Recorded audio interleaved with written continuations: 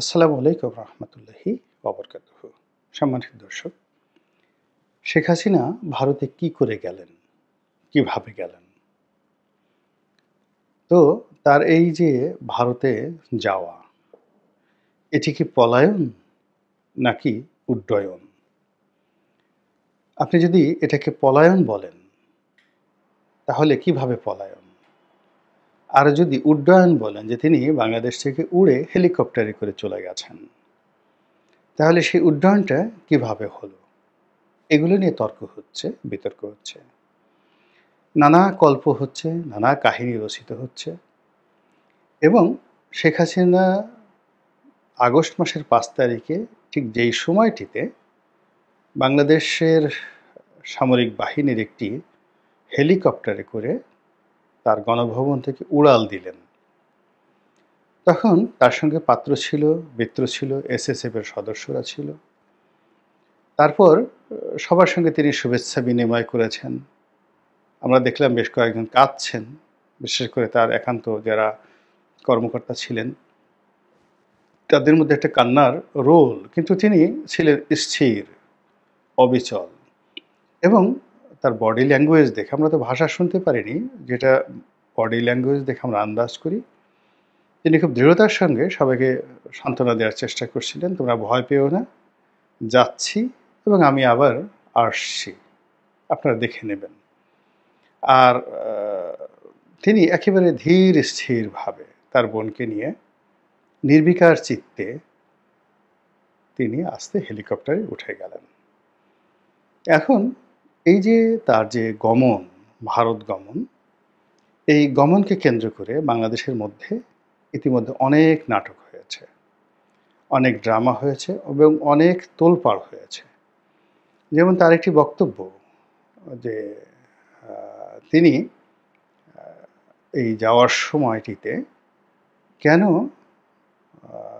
বঙ্গভবনে গেলেন না এবং বঙ্গভবনের অধিকর্তা যিনি রয়েছেন প্রেসিডেন্ট মিস্টার চুপ্পু, তিনি আফসোস করে একজন সাংবাদিককে বললেন যে আমাকে বলেও গেলেন না। আবার বললেন যে তার যে পদত্যাগ পত্র সেটি আমি পাইনি। এটি নিয়ে বলতে গেলে সারা বাংলাদেশে হৈ হুল্লোড় শুরু হলো, বঙ্গভবন ঘেরাও করো, তারপরে চুপ্পু সাহেবকে বের করো। এত বড় সাহস!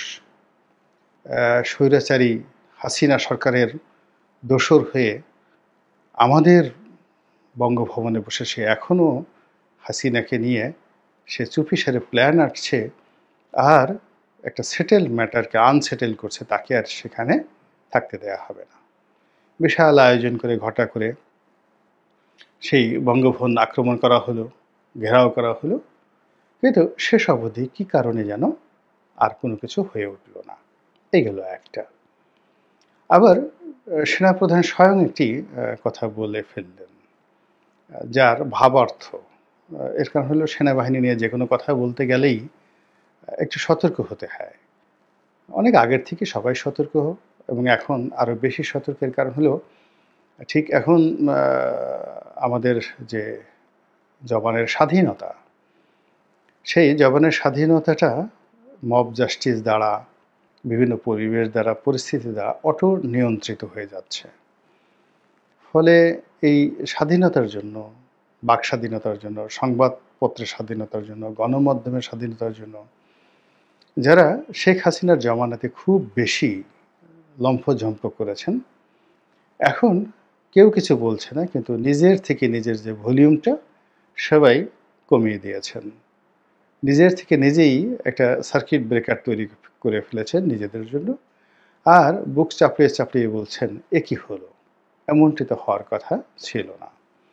তো যা বলছিলাম যে শেখ হাসিনার জমানাতে জেনারেল আজিজকে নিয়ে কথা বলতে আমার অন্তত কোনো সমস্যা হয়নি।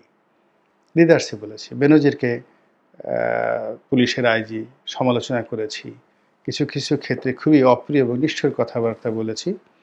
কোনোদিন পুলিশ হেডকোয়ার্টার থেকে, ডিজিএফআই থেকে, এনএসআই থেকে, ডিবি থেকে, এসবি থেকে কখনো কোনো টেলিফোন তো দূরের কথা, বরং ও সকল অফিসের কর্মকর্তারা আমাকে দেখলে আরও 10 হাত দূরে থাকতেন। কেন জানি বলতে পারি না।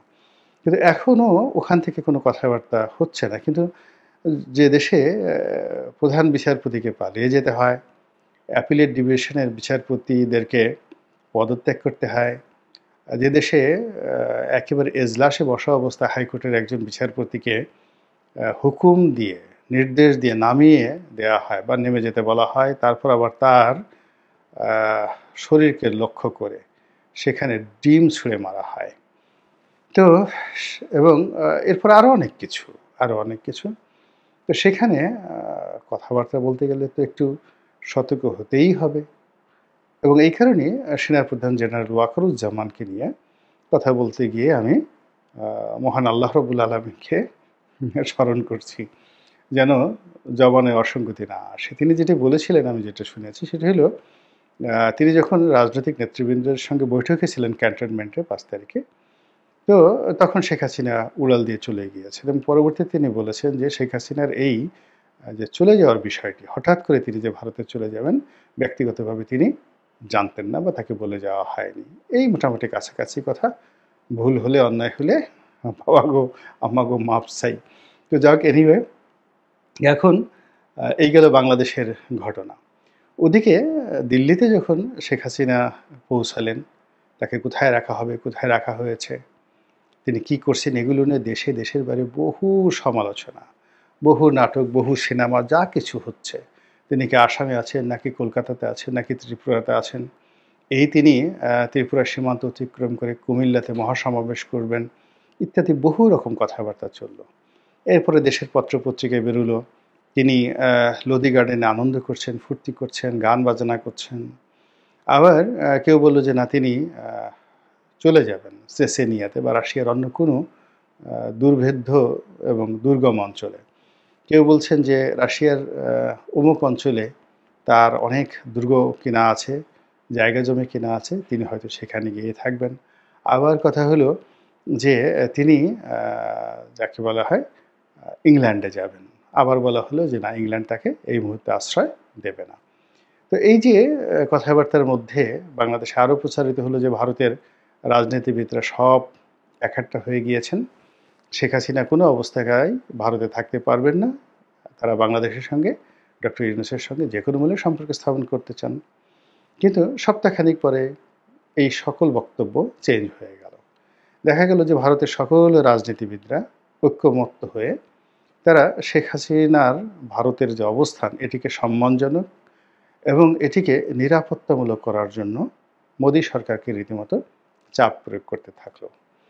দ্বিতীয়ত, তার যে সেখানকার অবস্থান, সেই অবস্থানটিকে ভারত আন্তর্জাতিকভাবে স্বীকার করে নিল এবং তাকে ট্রাভেল পাস দেওয়া হলো, যেন তিনি পৃথিবীর যে কোনো দেশে ভ্রমণ করতে পারেন।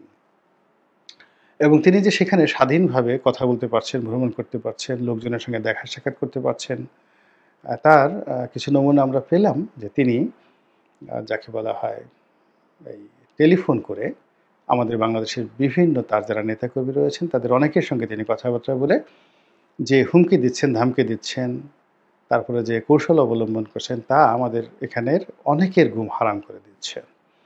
তো এই সকল তর্ক বিতর্কের মাঝেই শেখ হাসিনাকে নিয়ে অতি সম্প্রতি ভারতের প্রধান গণমাধ্যমগুলোতে যে কাহিনীগুলো আসছে, এটা সত্য মিথ্যা আমরা জানি না। সেই কাহিনীগুলো হলো যে শেখ হাসিনাকে ভারতে নেওয়ার জন্য ভারতের যে নিরাপত্তা উপদেষ্টা মোদী সরকারের মিস্টার অজিত দোভাল, আপনারা তাকে সবাই জানেন, তাকে এ যুগের জেমস বন্ড বলা হয়, ভারতের জেমস বন্ড। এবং তার যে সফলতা সামরিক ক্ষেত্রে এবং ইনসার্জেন্সিতে, মানে যে কোনো একটা জায়গাতে, যে কোনো একটা দেশে, এমনকি অন্য ভূখণ্ডে ঝটিকা আক্রমণ করে ঠিক মোসাদের মতো সফলতা অর্জন করার ক্ষেত্রে অজিত দোভালের যে রেকর্ড, সেই রেকর্ডের কারণে তাকে এখন বলা হচ্ছে তিনি ভারতের জেমস বন্ড। তো এখন যে খবরটা বের হয়েছে ভারতীয় পত্রপত্রিকায়, সেটা হলো শেখ হাসিনা অজিত দোভালের নিকট অনুরোধ করেছিলেন যে তাকে যেন বাংলাদেশ থেকে ভারতীয় বিমান বাহিনীর কোনো হেলিকপ্টার, কোনো গানশিপ অথবা কোনো ফাইটার প্লেন এসে তারাকে নিরাপত্তা বিধান করে এবং তাকে এখান থেকে নিয়ে যায়। কেউ কেউ বলার চেষ্টা করছিলেন যে গুজব, যে এই সংক্রান্ত কর্মকাণ্ড করার জন্য ঢাকার যে সামরিক ঘাঁটি আছে, বিমান ঘাঁটি আছে, সেটা ঢাকা ইন্টারন্যাশনাল এয়ারপোর্টের পাশে দেখবেন যে একটা জায়গা আছে সামরিক বাহিনীর জন্য বরাদ্দ, সেখানে ভারতীয় প্লেন এসেছিল। আবার কেউ কেউ বলার চেষ্টা করছেন যে অজিত দোভাল বাংলাদেশের অভ্যন্তরে ভারতীয় বাহিনীকে ঢুকিয়ে, ভারতীয় বিমানকে ঢুকিয়ে তিনি আন্তর্জাতিক অঙ্গনে তিনি ভারতকে বিতর্কিত করতে চাননি। ফলে তিনি তার কূটনীতিকে প্রয়োগ করে, তিনি তার ডিপ্লোম্যাসিকে প্রয়োগ করে বাংলাদেশের যারা কর্তৃপক্ষ, বিশেষ করে সামরিক বাহিনী, তাদেরকে অনুরোধ করেছিলেন শেখ হাসিনাকে নিরাপদে ভারতের মাটিতে পৌঁছে দেওয়ার জন্য। এবং সেটাই হয়েছে এবং এটি অজিত দোভালের একটি, যাকে বলা হয়, সফলতা, যে তিনি এখানে একটি বুলেট খরচ করেননি, কোনো ফুয়েল খরচ করেননি এবং আন্তর্জাতিক অঙ্গনে এই বিষয়টি নিয়ে শেখ হাসিনাকে আশ্রয় দেওয়া এবং বাংলাদেশ থেকে নেওয়া নিয়ে একটা ট্রু শব্দ, নেতিবাচক শব্দ ভারতের হয়নি। অথচ নর্মালি যেটি হওয়ার কথা ছিল, সবাই বলার চেষ্টা করছেন যে শেখ হাসিনা অজিত দোভালকে টেলিফোন করে আশ্রয় চেয়েছেন, তাকে এখান থেকে উদ্ধার করার জন্য নিবেদন করেছেন এবং অজিত দোভাল এটিতে সাড়া দেননি। তো এর প্রেক্ষিতে আবার সেই ভারতের মাটিতেই দেখা গেল যে সরকারের বিভিন্ন সোর্স যেটি বলার চেষ্টা করছে সেটা হলো যে ডিপ্লোম্যাটিক চ্যানেলে, তারপরে মিলিটারি চ্যানেলে সর্বোচ্চ চেষ্টা করা হয়েছে শেখ হাসিনাকে নিরাপদে বাংলাদেশ থেকে ভারতের মাটিতে নেওয়ার জন্য। তো এই যে ভারতের মাটিতে শেখ হাসিনা এখন আছেন এবং অবশ্যই বহাল তবিয়তে আছেন, রাজার হালে আছেন, তাকে নিয়ে বাংলাদেশে আলোচনা থামছে না, ভারতেও কিন্তু আলোচনা থামছে না। অতি সম্প্রতি আমরা যেটি দেখেছি সেটি হলো সেই বাংলাদেশের প্রসঙ্গ নিয়ে এখানে ভারতের যে পররাষ্ট্রমন্ত্রী তিনি বক্তব্য দিয়েছেন, মিস্টার জয়শঙ্কর, এবং ভারতীয় পার্লামেন্টে বিভিন্ন গোষ্ঠীর সঙ্গে, গুরুত্বপূর্ণ ব্যক্তির সঙ্গে স্বয়ং নরেন্দ্র মোদী বৈঠক করেছেন এবং সেই বৈঠকে শেখ হাসিনা, আওয়ামী লীগ, ইসকন, সংখ্যালঘু সম্প্রদায়ের প্রতি নির্যাতন ইত্যাদি অনেক বিষয় আলোচনা হয়েছে। এর আলোচনাটা যে তারা কত সিরিয়াসলি করেছে তা আমরা দেখতে পেয়েছি যে জাতিসংঘের একটি বৈঠকে আবার সেই ইসকনের প্রসঙ্গ, তারপরে বাংলাদেশের সংখ্যালঘু নির্যাতন থেকে শুরু করে আরও অনেক বিষয় যেভাবে এসেছে, তাতে মনে হচ্ছে যে মিস্টার অজিত দোভাল শেখ হাসিনাকে কেন্দ্র করে তিনি যে একটি মাস্টার প্ল্যান তৈরি করেছিলেন এবং সেই মাস্টার প্ল্যান অনুযায়ী কিন্তু 2024 সনের যে নির্বাচন, যেটাকে আমরা আমি এবং ডামির নির্বাচন বলে থাকি, তো সেই আমি এবং ডামির নির্বাচনটা মূলত অজিত দোভালের পরিকল্পনাতে হয়েছে। আবার শেখ হাসিনাকে এখান থেকে খুব সুপরিকল্পিতভাবে, শুধু পরিকল্পনা নয়, অত্যন্ত সুপরিকল্পিতভাবে নিয়ে যাওয়ার ক্ষেত্রে তিনি যে দক্ষতা দেখিয়েছেন এবং এখনও পর্যন্ত তাকে নিয়ে যেভাবে আন্তর্জাতিক অঙ্গনকে ভারত ব্যস্ত রেখেছে, তাতে অবস্থা দৃষ্টে মনে হচ্ছে যে মিস্টার অজিত দোভালের বাংলাদেশের যে মিশন এটি শেষ হয়নি। শেখ হাসিনাকে নিয়ে, আওয়ামী লীগকে নিয়ে, ডক্টর মোহাম্মদ ইউনূসকে নিয়ে এবং সর্বোপরি বাংলাদেশকে নিয়ে দিল্লির যে খেলাধুলা আগামী দিনে আরও জটিল হবে, আরও কুটিল হবে এবং তারও কিছু নমুনা আমরা ইদানিংকালে দেখতে পাচ্ছি। মহান আল্লাহ রাব্বুল আলামিন আমাদের সবাইকে হেদায়েত দান করুন এবং হেফাজত করুন। আসসালামু আলাইকুম ওয়া রাহমাতুল্লাহি ওয়া বারাকাতুহু।